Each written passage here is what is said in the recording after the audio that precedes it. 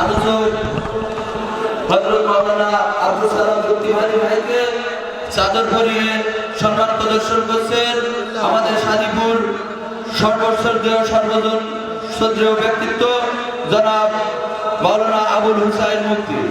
জনাব মাওলানা আবুল হুসাইন মুফতি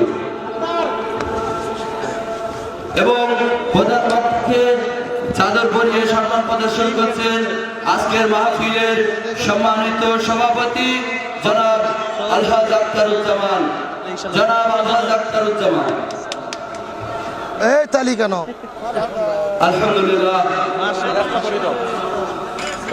আল্লাহ পাকের অশেষ মেহেরবানি যে আল্লাহ পাক রব্বুল আলামিন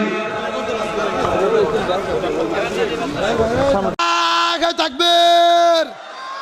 এ যশোর বেনা বলে মুসলমান গভীর মনোযোগ। একদিকে ফরজ গোসল বাকি আর একদিকে 3 ওয়াক্ত ফরজ নামাজ বাকি।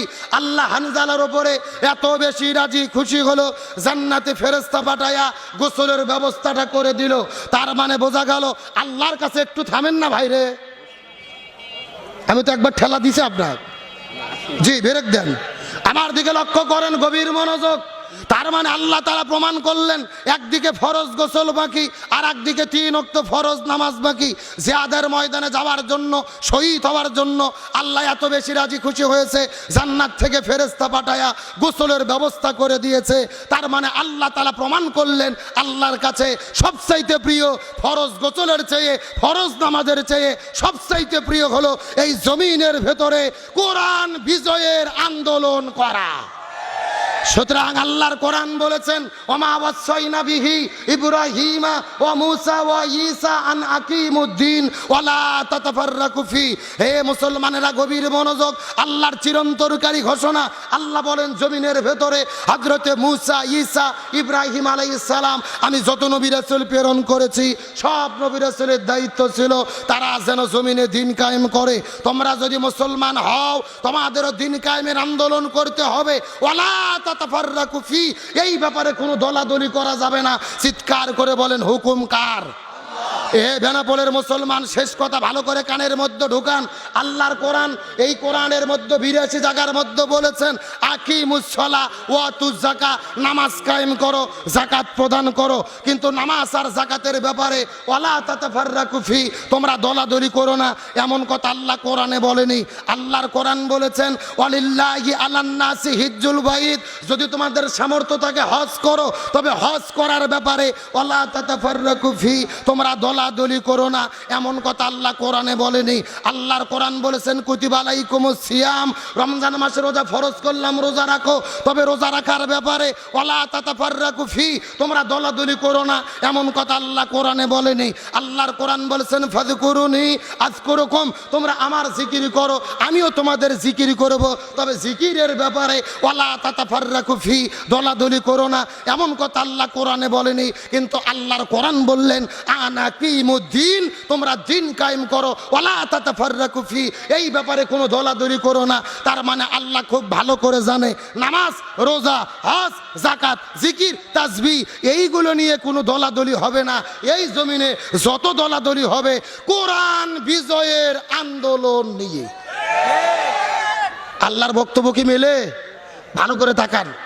আস্তে ভাই, আস্তে ভাই, সেক্টর ভাই শেষ করে দিচ্ছি, ব্যস্ত হন না, আমার দিকে তাকান। আপনাদের বেনাপোলের 80 বছরের বুড়ো, কয় বছরের বুড়ো? 5 ওয়াক্ত নামাজ পড়ে, মাথার টুপি, মুখের মধ্যে দাড়ি, সামনের কাতারে নামাজ পড়ে। আপনাদের এলাকার একটা হুজুর যাই বলতেছে চাচা বাংলাদেশ কোরআন দিয়ে চালাতে হবে, কোরআনকে বিজয়ী করতে হবে। ওই চাচা নামাজ পড়তে পড়তে, ওই চাচা নামাজ পড়তে পড়তে লাভ দিয়ে উঠে বলতিছে এই হুজুর রাজনীতি করে রে। কথা কন, কথা কন। তার মানে ওর কাছে নামাজ, রোজা, হজ, যাকাত ভালো লাগে, আল্লাহর জমিনে আল্লাহর দ্বীন কায়েম ভালো লাগে। একেবারে সোজা কথা, যার কাছে নামাজ, রোজা, হজ, যাকাত ভালো লাগে, আল্লাহর জমিনে আল্লাহর দ্বীন কায়েম ভালো লাগে না, এরাই হলো টাটকা মুনাফিকের গোষ্ঠী। তার কারণ মুনাফিকের সর্দার ছিল আব্দুল্লাহ ইবনে উবাই, মাথার টুপি, মুখের মধ্যে দাড়ি, সামনের কাতারে নামাজ পড়েছে, হজও করেছে 6 বার। মুনাফিকের সর্দার কেন হলো? কারণ হলো দুইটা। 1 নম্বর নবীর নেতৃত্ব মানেনি, 2 নম্বর জমিনে দিন কায়েমের বিরোধিতা করেছে। তার মানে বোঝা গেল নামাজ রোজা হজ যাকাতকে ভালোবাসে আর দিন কায়েমের বিরোধিতা করে। বাংলাদেশে মুসলমান পরিচয় দেয়, ইসলামী আন্দোলনের বিরোধিতা করে যারা, টাটকা মুনাফিকের বংশধর তারা। সুতরাং আল্লাহর কাছে সবচাইতে প্রিয় হলো কোরআন বিজয়ের আন্দোলন করা। এই বাংলাদেশে শান্তির জন্য কোরআন লাগবে। 54 বছর পার হয়ে গেছে, আমরা শান্তি পাইনি। সুতরাং আজকের আলোচনার ঘোষণা, এই বাংলাদেশে আগামীর জন্য সব দল দেখা শেষ। আগামীতে আলেমদের নেতৃত্বে কোরআনের বাংলাদেশ।